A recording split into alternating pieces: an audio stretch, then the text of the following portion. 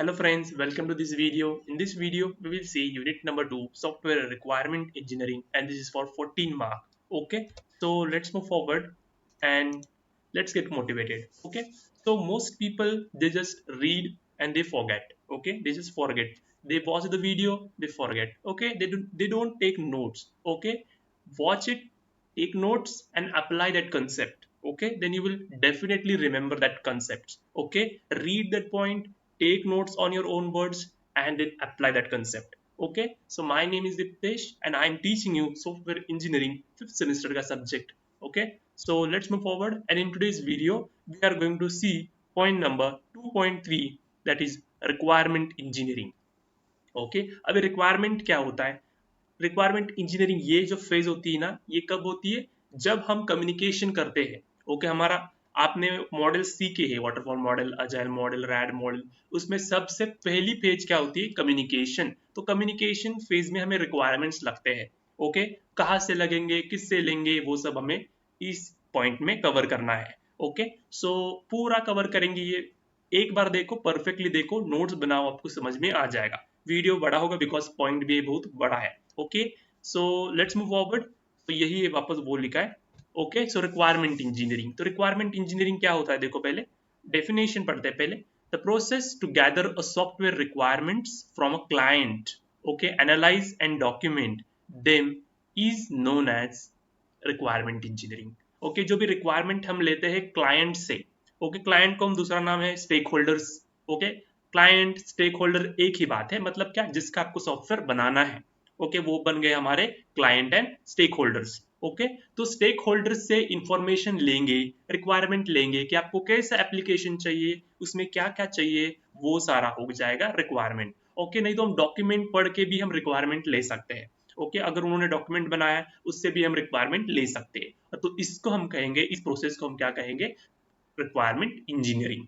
Okay, समझ में आया? Okay, so the goal of requirement engineering is to develop and maintain sophisticated and descriptive system requirements specification document. तो जो भी requirement लगेंगे हमें, उसका डॉक्यूमेंट बनाएंगे. ओके, रिक्वायरमेंट इंजीनियरिंग में. ओके, सोफिस्टिकेटेड मतलब क्या होता है? कॉम्प्लेक्स डॉक्यूमेंट बनाएंगे, डिटेल में डॉक्यूमेंट बनाएंगे. डिस्क्रिप्टिव मतलब उसमें सब चीज एक्सप्लेन किया होगा जैसे यूजर को चाहिए, मतलब जैसे जो क्लाइंट को चाहिए, वो जो चाहिए वो डिटेल में उस डॉक्यूमेंट में लिखना होना चाहिए. ओके, इसको भी ये गोल होता है रिक्वायरमेंट इंजीनियरिंग का. उसके बाद requirement engineering is a process of defining, documenting and maintaining the requirements in the engineering design process. मतलब जो भी रिक्वायरमेंट्स वो डिफाइन करेंगे, डॉक्यूमेंट बनाएंगे और उनको मेंटेन करना हमें आना चाहिए, जो भी रिक्वायरमेंट्स क्लाइंट ने दिए या फिर स्टेक होल्डर्स ने दिए. Okay, okay, it include all activities related to discovering, analyzing, validating and documenting system requirements. ऊपर के 4 पॉइंट वही सारा एक्सप्लेन कर रहा है. ओके, बस डिफरेंट डिफरेंट वर्डिंग्स में लिखा है. ऐसा ही आपको आपके पेपर में लिखना है, बस डिफरेंट वर्डिंग लगाओ. ये 4 पॉइंट एक ही तो बात कर रहे हैं. ठीक है, सो लेट्स मूव फॉरवर्ड. तो देखो, ये रिक्वायरमेंट इंजीनियरिंग में आपको ये सब लगेगा. ठीक है, वैलिडेशन लगेगा, आपको डॉक्यूमेंटेशन करना होता है, एनालिसिस करना होता है, निगोसिएशन करना होता है, मैनेजमेंट करना होता है और इलिसिटेशन भी करना होता है. ओके, ओके, ये सब होता है. हम पढ़ने वाले हैं आगे. देखो, आगे आपके पीछे सिलेबस में ये सारे पॉइंट्स दिए हैं. देखो यहाँ पर. ओके, ओके, यहाँ पर देख लो, वही है वैलिडेशन, निगोसिएशन. ओके, वापस ये रिक्वायरमेंट्स है. ओके, फिर रिक्वायरमेंट गैदरिंग है, एनालिसिस है. मतलब ये जो है आपको रिक्वायरमेंट इंजीनियरिंग में करना होता है. एक बार वन बाय वन हम सब ये सीखने वाले हैं. ठीक है, ओके, तो अभी रिक्वायरमेंट गैदरिंग एनालिसिस देखते हैं, ओवरव्यू कर लेंगे यहाँ पर. ठीक है, सो देखो, the complete set of requirements are almost never available in the form of single document from the customer. Okay, एक कस्टमर से पूरी रिक्वायरमेंट जानना मुश्किल है, या फिर वो डॉक्यूमेंट प्रेजेंट ही नहीं होती है. एक डॉक्यूमेंट में पूरी जो उसको चाहिए वो होती ही नहीं इंफॉर्मेशन. अगर होती है तो वो रेयरली होते हैं, एक दूसरे कस्टमर के पास होता है. Okay, complete requirements are rarely obtain from any single customer representative. ठीक है, यही है. Okay, now we can conceptually divide our requirement gathering and analysis activity into separate tasks. Requirement gathering and दूसरा है requirement analysis. Okay, हम requirement gathering and analysis को दो part में डिवाइड करेंगे. requirement gathering होता है और दूसरा है requirement analysis. requirement gathering में हम क्या करते हैं? जो भी क्लाइंट को चाहिए, okay, उनको एप्लीकेशन में क्या क्या चाहिए, जो भी इंफॉर्मेशन है वो गैदर कर लेंगे. ओके, कौन गैदर करता है? एनालिसिस्ट गैदर करता है, जो भी होंगे वो. ओके, जो भी क्लाइंट के रिक्वायरमेंट है। ओके, और एनालिसिस मतलब जो भी हमने रिक्वायरमेंट को गैदर किया है उसको एनालिसिस करेंगे। पहले हम रिक्वायरमेंट गैदरिंग को समझते हैं, उसके बाद एनालिसिस को समझेंगे। Okay, so what is requirement gathering? Requirement gathering is first step in the software development life cycle. Okay, आपने मॉडल सीखे हैं, वाटरफॉल मॉडल, जेल model, RAD model, spiral model, सब में फर्स्ट स्टेज क्या होती है? कम्युनिकेशन फेज होती है, राइट? कम्युनिकेशन फेज में क्या होता है? कम्युनिकेशन होता है अपने एनालिस्ट और उनके क्लाइंट के बीच में। उसमें क्या होता है? पहले रिक्वायरमेंट गैदरिंग होता है। ओके, रिक्वायरमेंट गैदरिंग क्या करते हैं? मतलब जो भी क्लाइंट को एप्लीकेशन में चाहिए वो हमारे एनालिस्ट जो होते हैं कंपनी के, वो इंफॉर्मेशन कलेक्ट करते हैं। So this is a requirement gathering or collecting information basically. So it refers to the process of collecting information about what user expect from a system or a software. Okay, उन जो software बना रहे हैं ना, वो उस software से उनको क्या चाहिए वो इंफॉर्मेशन कलेक्ट करता है। ओके, ये फिर में रिक्वायरमेंट गैदरिंग में। Okay, this stage is focus on understanding. Okay, requirement gathering किस पर फोकस करता है? देखो, what the user want, user को क्या चाहिए उस एप्लीकेशन से।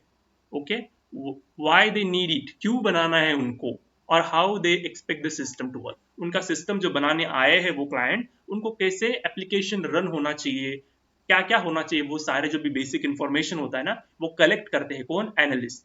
Okay, so stakeholders involve in this stages, मतलब क्या कौन कौन हो सकते हैं? ओके, उस रिक्वायरमेंट गैदरिंग कौन कौन कलेक्ट कर सकते हैं या फिर किन के बीच में होता है वो देखो। क्लाइंट्स होंगे जिनका एप्लीकेशन बनाना है वो, एंड यूजर्स हो सकते हैं जो यूज करेंगे सिस्टम को वो, वापस सिस्टम एनालिस्ट होते हैं मतलब जो इन्फॉर्मेशन को कलेक्ट करेंगे वो, फिर या फिर प्रोजेक्ट मैनेजर्स भी हो सकते हैं, या फिर कभी डेवलपर्स या टेस्टर्स भी हो सकते हैं इन सम केसेस। ओके, ओके, फिलहाल ये तो कॉमनली ये फोर के बीच में होता है रिक्वायरमेंट गैदरिंग। और अगर बाय चांस उनको लगा तो डेवलपर्स एंड टेस्टर्स भी आ सकते हैं रिक्वायरमेंट गैदरिंग के फेज में। ओके, समझ में आया? This is requirement gathering. अभी देखो यही मैंने एक्सप्लेन किया है यहाँ पर, लेकिन थोड़ा सा डिफरेंट वे है। देखो, requirement gathering is popularly known as requirement elicitation. Okay, इसको दूसरा नाम है requirement elicitation. Okay, the primary object of the requirement gathering task is to collect the requirements from a stakeholders. Okay, मैंने बताया, बस दूसरा लैंग्वेज में बताया है। A stakeholders is a source of requirements and is usually a person or a group of person who either directly or indirectly are concerned with the software. Okay, stakeholders क्या होता है? Source of information होता है, मतलब वो उनको application बनाने के लिए हमारे कंपनी के पास आते हैं तो वही इंफॉर्मेशन देंगे ना, कैसे उनको एप्लीकेशन चाहिए वो सब, राइट? तो they are source of information. और स्टेक होल्डर्स नहीं एक पर्सन होता है, नहीं तो मल्टीपल पर्सन होते हैं। ओके, उनसे हम क्या करते हैं? इंफॉर्मेशन कलेक्ट करते हैं। वो डायरेक्टली नहीं तो indirectly they are concern about the system. Okay, concern मतलब उनको पता होता है। ओके, या फिर वरी करना अबाउट सॉफ्टवेयर के बारे में, इंफॉर्मेशन प्रोवाइड करते हैं वो सॉफ्टवेयर के बारे में। Okay, so it is very difficult to gather all the necessary information from a large number of stakeholders। अगर बहुत सारे stakeholders हैं एक साथ तो सबकी रिक्वायरमेंट जानना बहुत, ये एक बोलता है वो दूसरा बोलता है तो सबका एग्री करना डिफिकल्ट पड़ जाता है और कलेक्ट करना भी डिफिकल्ट हो जाता है। Okay, and from information scattered across several piece of document. ये तो हर एक स्टेक होल्डर के पास डिफरेंट डॉक्यूमेंट होगा और उसमें भी कुछ तो अलग अलग रिक्वायरमेंट होगा, तो वो डिफिकल्ट हो जाता है रिक्वायरमेंट को गैदर करना। ठीक है, so gathering requirement turns out to be specially challenging. ये चैलेंजिंग वर्क होता है if there is no working model और सॉफ्टवेयर बीइंग डेवलप्ड। अगर कोई वर्किंग मॉडल नहीं, वर्किंग मॉडल मतलब प्रोटोटाइप नहीं है। प्रोटोटाइप का क्या मीनिंग होता है? एक छोटा सा मॉडल होता है कि आप ना जो बना रहे हैं वो कैसा दिखेगा। अगर वो नहीं है तो रिक्वायरमेंट गैदरिंग क्या होता है? डिफिकल्ट बन जाता है इंफॉर्मेशन को कलेक्ट करना। ठीक है, सो दिस इज रिक्वायरमेंट गैदरिंग। ये दोनों भी सेम है बट डिफरेंट डिफरेंट लैंग्वेज में किया है। अभी technique use in requirement gathering, मतलब कैसे हम रिक्वायरमेंट को गैदर करते हैं। एक तो इंटरव्यूज लेते हैं, मतलब फेस टू फेस कम्युनिकेशन होती है, नहीं तो वर्चुअल मीटिंग होती है स्टेक होल्डर्स एंड एनालिस्ट के बीच में। स्टेक होल्डर्स क्लाइंट होते हैं, ओके, जिनको एप्लीकेशन बनाना होता है। एनालिस्ट होते कंपनी के जो इन्फॉर्मेशन कलेक्ट करते हैं स्टेक होल्डर से, तो इनके बीच में फेस टू फेस इंटरव्यू होता है या फिर वर्चुअल मीटिंग्स होते हैं। Okay, so helps uncover both explicit and implicit requirement. Explicit मतलब क्या? क्लियर स्टेटेड रिक्वायरमेंट्स और अनस्टेटेड रिक्वायरमेंट्स। जो भी स्टेटेड रिक्वायरमेंट्स है या फिर अनस्टेटेड रिक्वायरमेंट्स है वो कलेक्ट करने के काम कौन करते हैं? इंटरव्यूज में हो जाता है या फिर रिक्वायरमेंट गैदरिंग में हो जाता है। ठीक है, इसमें टाइप से देखो, structured with pre planned questions. अगर इंटरव्यू स्ट्रक्चर्ड हुआ तो क्या होता है? क्वेश्चंस बना के रखते हैं वो, ओके, क्वेश्चंस बना के रखते हैं और उन क्वेश्चंस पर ही इंटरव्यू होता है। अगर अनस्ट्रक्चर्ड हुआ तो ओपन डिस्कशन होता है, कोई क्वेश्चन बनाया नहीं, जाओ और सिर्फ बोलने का, जो आया वो बोलने का वहां पर। सेमी स्ट्रक्चर मतलब प्री प्लान भी होते, ओपन डिस्कशन भी होता है। मोस्टली यहाँ पर तो सेमी स्ट्रक्चर्ड ही होता है इंटरव्यूज, ठीक है। एग्जाम्पल देखो, asking the client how do you currently handle your logins. Okay, आपको कैसे हैंडल करना है लॉगिन्स को, वैसे सब एग्जाम्पल्स है। तो ये इंटरव्यूज होता है रिक्वायरमेंट गैदर करने का फर्स्ट टेक्निक। ओके, इंटरव्यू से हम रिक्वायरमेंट गैदरिंग करते हैं। ओके, सेकेंड टेक्निक है क्वेश्चनरीज एंड सर्वेज। मतलब जो क्वेश्चंस होते हैं वो लार्ज, अगर देखो अगर यूजर्स बहुत है, ओके, मल्टीपल क्लाइंट्स हैं, तो उनको क्वेश्चन देने का, सेट ऑफ क्वेश्चन देने का, और वो मार्क कर सकते हैं। बेसिकली फीडबैक्स लेने के लिए काम आता है। ओके, मतलब अपना अगर फीचर्स है तो फीचर्स को रेट करना कि ये इंपॉर्टेंट फीचर है या नहीं। Okay, so a set of predefined questions given to large group of users. Okay, useful when feedback is needed from many peoples. It can be MCQ भी हो सकता है, नहीं तो ओपन डिस्कशन भी हो सकता है क्वेश्चनरीज में, या फिर सर्वेज ले सकते हैं। Asking user to rate the importance of the certain features. अगर आप एक एप्लीकेशन बना रहे हो, उसमें 20 फीचर्स है लेकिन आपको कम करना है, अगर वहां पर 10 क्या है 10 क्लाइंट्स है, तो उनको देने का, क्वेश्चंस देने का कि आप रेट करो कि आपके अकॉर्डिंग किसको वेटेज देना चाहिए, फिर किसको रेट करना चाहिए, कौन से फीचर्स आपके एप्लीकेशन में होने चाहिए, कौन से नहीं। ओके, उन पर वो भी डिपेंड है, तो वो हम नहीं बनाएंगे फीचर्स। जो उन्होंने एवरेज आया वही हम एप्लीकेशन को बनाएंगे, या फिर फीचर्स उसमें हमारे एप्लीकेशन में ऐड कर देंगे। वो क्वेश्चनरीज में होता है। उसके बाद है brain storming. Okay, basically group discussion होता है यहाँ पर, स्टेक होल्डर या फिर टीम मेंबर के बीच में ग्रुप डिस्कशंस एंड एवरीथिंग होता है। Okay, so you can go with it. उसके बाद डॉक्यूमेंट एनालिसिस, मतलब जो भी एग्जिस्टिंग डॉक्यूमेंट्स है ना, जो भी मैन्युअल्स होंगे, रिपोर्ट्स होंगे, डायग्राम्स हो गए, वर्क फ्लो हो गए, उनको एनालिस करना, रीड करना। ओके, उससे भी हम रिक्वायरमेंट गैदर कर सकते हैं। उसके बाद फिफ्थ वन है ऑब्जर्वेशन। ओके, मतलब क्या, एंड यूजर को ऑब्जर्व करना, उससे भी हम इंफॉर्मेशन को क्या करते, गैदर कर सकते हैं। Okay, so analyst observe end users as they perform their daily task. Okay, observe करना एंड यूजर को, reveals actual user behaviour, user का एक्चुअल बिहेवियर रिवील करता है, नॉट जस्ट व्हाट दे, वो क्या बोलते हो वो क्लेम नहीं, वो एग्जिस्टिंग में है, बिहेवियर उनका सेम है, वो हम जान सकते हैं using the observation. Okay, watching how a cashier operates, okay, operates the current point of scale system. Okay, जो भी कैशियर एग्जांपल दिया है बस, अगर आप कैशियर को ऑब्जर्व कर रहे हो तो आप देख सकते हो कैसे कैशियर ऑपरेट करता है अभी एग्जिस्टिंग में। ओके, और आप कैसे चेंज करोगे अपने एप्लीकेशन के थ्रू, और वो पॉइंट ऑफ स्केल देंगे आप उस ऑब्जर्वेशन को। ओके, मतलब 5 4 6 ऐसा, ठीक है। उसके बाद है प्रोटोटाइपिंग। मैंने बोला प्रोटोटाइपिंग मतलब आपका छोटा सा वर्किंग मॉडल तैयार करने का, आपको जैसे जो एप्लीकेशन आपको बनाना है, बड़ा एप्लीकेशन, उसका छोटा सा मेन फीचर जो होंगे वो उसका छोटा सा प्रोटोटाइप तैयार करो। ओके, वो उससे भी हम रिक्वायरमेंट गैदर कर सकते हैं। ओके, वो क्लाइंट को दिखाने का, और वो बोलेगा कि ऐसा चाहिए वैसा चाहिए, प्रोटोटाइप से उनको समझ में आ जाएगा, ठीक है। Creating quick working model of the system, understand the client need बेटर्स। Okay, आप ये रीड कर सकते हो, ज्वाइन और व्हाट्सएप ग्रुप में, वहां पर सारे नोट्स देता हो, ठीक है।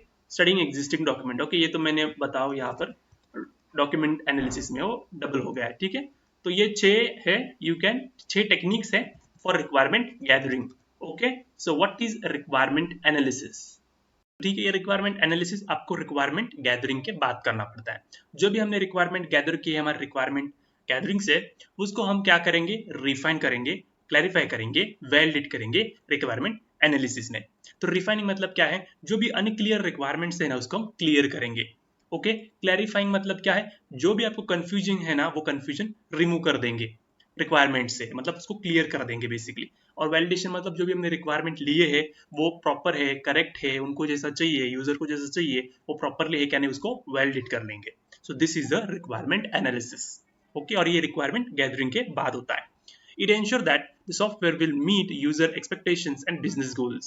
जो भी हम क्लैरिफाई कर रहे हैं, रिफाइन कर रहे हैं, वैलिडेट कर रहे हैं, उसको हम क्या करेंगे कि हमें पता चलेगा कि जो भी हम बना रहे हैं सॉफ्टवेयर, वो यूजर के अकॉर्डिंग है और उनके बिजनेस गोल के लिए हमारा एप्लीकेशन सफिशिएंट है, और उसको जो चाहिए वो हम एक्यूरेटली सक्सेसफुल बना लेंगे। ओके, वो हम क्या करेंगे, रिक्वायरमेंट एनालिसिस से। ओके, दूसरा कुछ करके नहीं लेने का। ओके, जो उन्होंने बताया उतना ही करने का रिक्वायरमेंट एनालिसिस में, एक्स्ट्रा का करके कोई फायदा नहीं होगा। इसीलिए जो उन्हें चाहिए वही रिक्वायरमेंट लो, उसको एनालिस करो, प्रॉपर है क्या देखो, है तो वापस अभी नेक्स्ट फेज को जाने का। ओके वैसा। सो गोल्स ऑफ रिक्वायरमेंट एनालिसिस, अब इसमें क्या क्या होता है, remove ambiguity and conflicts remove करता है, okay, ensure completeness and consistency, completeness requirements है या नहीं, कंसिस्टेंसी है या नहीं, वो एंश्योर करता है, फिजिबिलिटी को अंडरस्टैंड करता है and prepare software requirement specification document. तो ये डॉक्यूमेंट बहुत इंपॉर्टेंट है, हम 2.4 में इसको सीखने वाले हैं, इस प्रॉपर ये पूरा 2.4 इस डॉक्यूमेंट के ऊपर है, सॉफ्टवेयर रिक्वायरमेंट स्पेसिफिकेशन। तो एम्बिग्यूटी मतलब कॉन्फ्लिक्ट जो रिमूव करने का काम करता है रिक्वायरमेंट एनालिसिस, हमारा जो भी रिक्वायरमेंट है वो कंप्लीटनेस है या नहीं वो देखता है, और फिजिबिलिटी अंडरस्टैंड करने के लिए होता है। और एक रिक्वायरमेंट एनालिसिस होने के बाद आपको एक सॉफ्टवेयर रिक्वायरमेंट स्पेसिफिकेशन करके डॉक्यूमेंट होता है, वो आपको लगेगा। ये डॉक्यूमेंट आगे के सारे फेजेस में लगता है, कम्युनिकेशन की बात मॉडलिंग में लगेगा, प्लानिंग में लगेगा, कोडिंग में लगेगा, टेस्टिंग में लगेगा, ओके, सारे में ये SRS करके डॉक्यूमेंट है वो आपको आगे लगेगा। तो ये मैंने शॉर्ट में बताया था, ये देखो आपका डिटेल में है, ओके। सो देखो रिक्वायरमेंट एनालिसिस क्या है। After requirement gathering is complete, the analyst analyse the gathered requirements to form a clear understand of the exact customer requirements and to weed out any problem in a gathered requirements। जो मैंने पिछले side पर बोला as it is यहाँ पर लिखा है, बस लैंग्वेज थोड़ी सी डिफरेंट है कि रिक्वायरमेंट गैदर जो हुआ है वो एनालिसिस करता है, सारा अंडरस्टैंड करता है रिक्वायरमेंट को, और एक प्रॉपर वे बताता है कि जो भी रिक्वायरमेंट लिए है वो करेक्ट है, ओके। अगर कोई एम्बिग्यूटी है उसमें तो वो रिमूव करने का काम करता है, कॉन्फ्लिक्ट रिमूव करता है, ठीक है, वही है। During requirement analysis, the analyst need to identify and resolve the three main types of problem। तो कौन से प्रॉब्लम आते हैं वो देखो, जब हम एनालिस्ट करते हैं तो 3 मेन प्रॉब्लम आते हैं, तो उनको आइडेंटिफाई करना पड़ता है, वहां के वहां ही आपको रिजोल्व करना पड़ता है। तो फर्स्ट कौन सा है, एनोमली। एनोमली मतलब क्या होता है, एम्बिग्यूटी होता है, मतलब कोई तो प्रॉब्लम हो सकता है या फिर कोई अनक्लियर डिसीजन होता है। देखो एग्जांपल से, and anomaly is an ambiguity in a requirement, okay, कोई तो प्रॉब्लम होती है, okay. When a requirement is anomalous, several interpretations of the requirements are possible, okay। Example देखो, while gathering a requirements for a process control application, आप एक process control application को बना रहे हो और requirement आपने gather की है, the following requirement was expressed by the certain stakeholders, okay। ये बात उन्होंने की, okay, ये बात उन्होंने बोला, stakeholder मतलब client ने बोला कि when the temperature becomes high, the heater should be switched off। stakeholder ने बोला क्या, टेम्परेचर जब हाई होगा तब अपना हीटर जो है वो स्विच ऑफ होना चाहिए, okay. Please note that words such as high, low, good, bad etcetera are indications of ambiguous requirements as they lack quantification and can be subjectively interpreted. मतलब क्या है, आप हाई बोलो, कितना टेम्परेचर, 40 डिग्री, 60 डिग्री, 50 डिग्री, कब switch off होना चाहिए वो बताना चाहिए। हाई को कोई है क्या, हाई मतलब कितना हाई टेम्परेचर चाहिए उनको, 90 डिग्री सेल्सियस या फिर 40 डिग्री सेल्सियस, वो सो ये एक एम्बिग्यूटी बन जाएगी, okay. High, low, good, bad, इनको कोई सब्जेक्टिव इंटरप्रेटेड नहीं होता, ठीक है, कोई क्वांटिफिकेशन नहीं होता, कोई लेवल नहीं होता। हाई मतलब कितना हाई, लो मतलब कितना लो, गुड मतलब कितना गुड, बैड मतलब कितना खराब, वो कोई तो एक रेंज होनी चाहिए ना, कोई तो एक वैल्यू होनी चाहिए, तो उससे हम हाई, गुड, लो, बैड से हम कोई डिसीजन नहीं बना सकते, ओके। तो यही है, तो ये एनोमली आ सकती, तो इसको आपको क्लियर करना पड़ेगा। उसके बाद क्या है, इनकंसिस्टेंसी। इनकंसिस्टेंसी मतलब देखो, two requirements are said to be inconsistent if one of the requirements contradicts the another. मतलब अगर दो क्या है, दो क्लाइंट्स है, एक ये सा बोल रहा है, एक और एक दूसरा बोल रहा है, तो किसका लेने का, किसका डिसीजन फाइनल करने का। एग्जांपल से देखो समझ में आ जाएगा। Consider the following two requirements that were collected from two different stakeholders in a process control application. वही पिछले वाला एग्जांपल है। The furnace should be switched off when the temperature of a furnace rises above 500 degree Celsius. तो देखो यहाँ पर अभी ये आ रही है क्या, एनोमली नहीं। अभी यहाँ पर उन्होंने हाई नहीं बोला, उन्होंने एक्झॅक्ट रेंज बोला, 500 डिग्री सेल्सियस झाल्यानंतर स्विच ऑफ व्हायला पाहिजे फर्नस। आता फर्नस काय आहे बघा, हा this is a furnace, okay. So 500 degree Celsius झाल्यानंतर फर्नस स्विच ऑफ व्हायला पाहिजे, ओके। तो ये पहिला स्टेक होल्डरनं बोललं, पहिला क्लायंटनं बोललं, दुसऱ्या क्लायंटनं काय बोललं, when the temperature of furnace rises above 500 degrees Celsius, the water shower should be switched on and the furnace should be remain on। इथं बघा काय म्हणतो, इथं म्हणतो फर्नास स्विच ऑफ व्हायला पाहिजे, इथं म्हणतो फर्नास स्विच ऑनच राहायला पाहिजे आणि वॉटर यायला पाहिजे। आता कुणाचं बघायचं, ह्यातलं पहिल्या स्टेक होल्डरचं बघा का दुसऱ्या स्टेक होल्डरचं, ओके। तर या दोन्हीचं कुठलं तरी डिसिजन तुम्हाला फायनल करावं लागेल। So this is inconsistency, okay.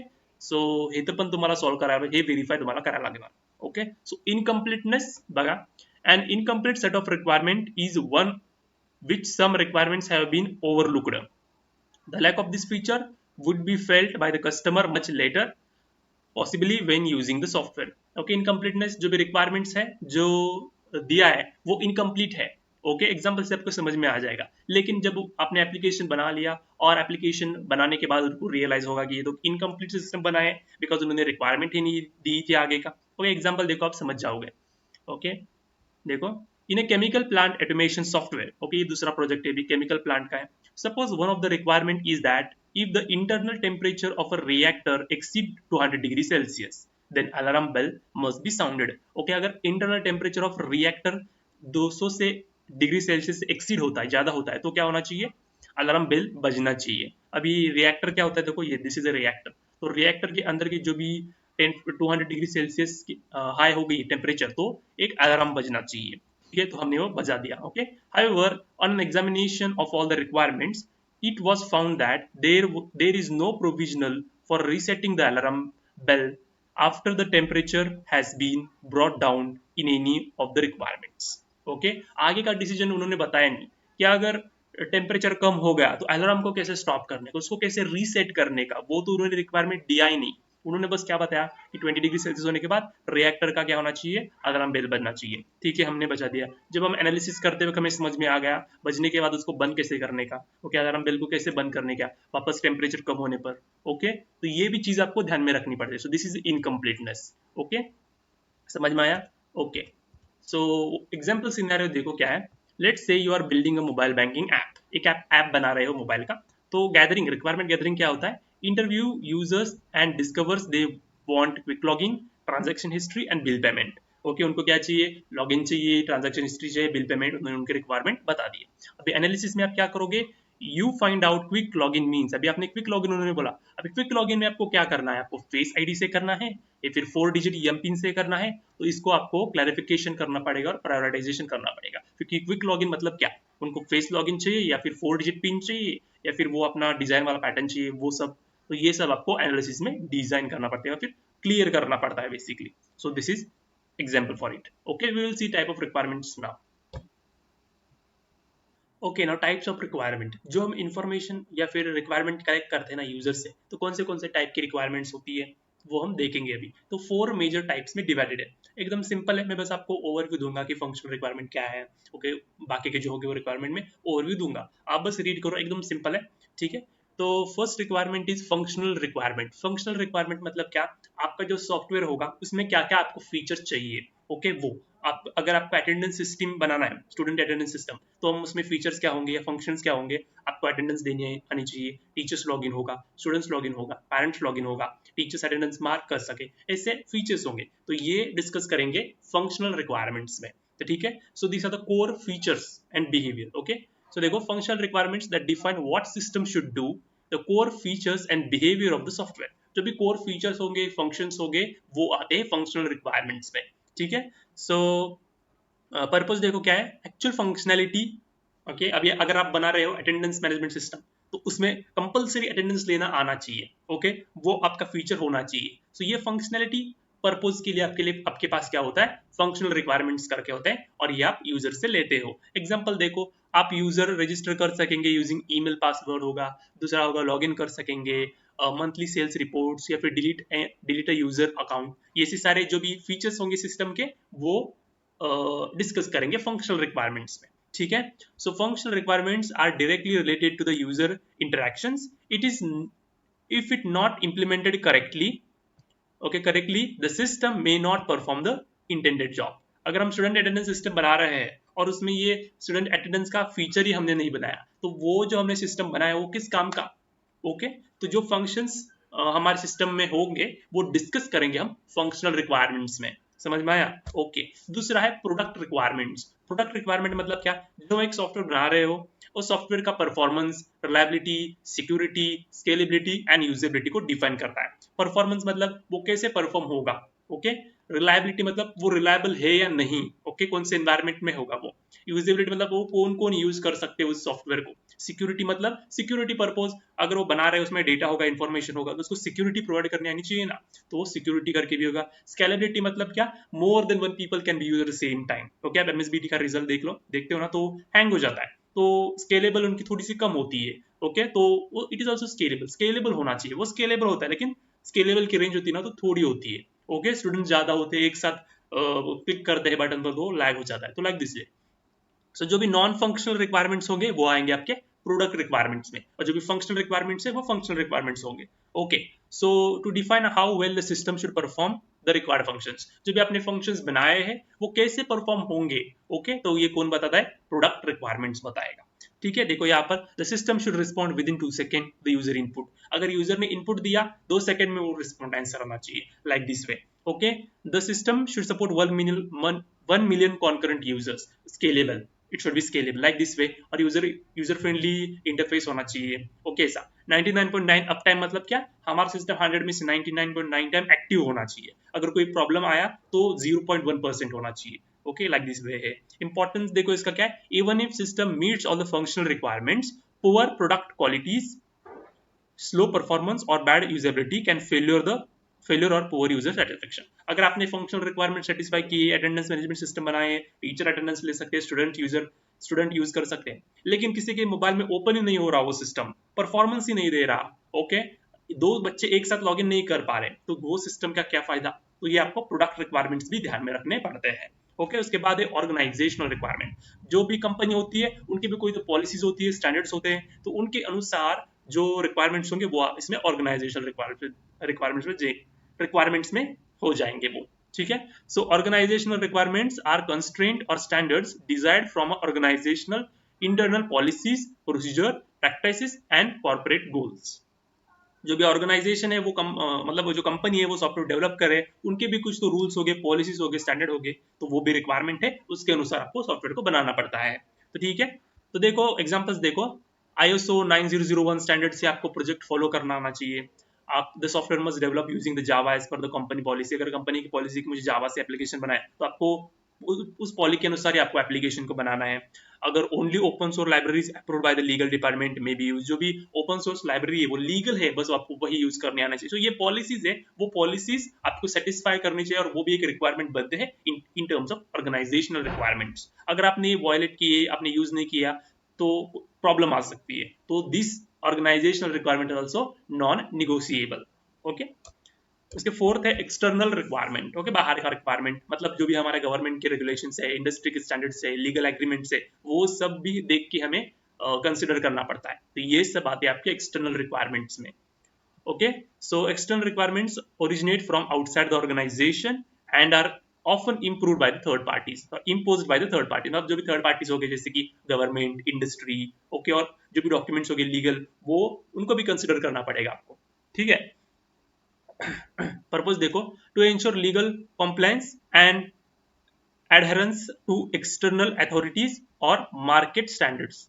Okay, जो भी आपका एक्सटर्नल अथॉरिटीज है, मार्केट स्टैंडर्ड्स है, उनके अनुसार आपको करना पड़ता है। तो ये सब एक्सटर्नल रिक्वायरमेंट्स में आता है। ठीक है, सो एग्जांपल्स देखो, the system must be GDPR compliant. Okay, तो ये होना चाहिए। Okay, data encryption must be follow, तो डेटा कैसे इंक्रिप्ट होगा वो उनके स्टैंडर्ड अनुसार वो फॉलो करना चाहिए। तो ये सारे होते हैं इंडस्ट्री, गवर्नमेंट के जो भी रिक्वायरमेंट है वो भी हमें करने पड़ते हैं। सो अगर आपने ये इसको यूज नहीं किया, उनके पॉलिसीज नहीं फॉलो की एक्सटर्नल रिक्वायरमेंट्स की, तो आपको लीगल हो सकती है, बस प्रोजेक्ट शट डाउन भी हो सकती है, और सिक्योरिटी ब्रेंचेस भी आ सकती है, पेनाल्टीज होती है आपके। ओके, सो ये सब आता है।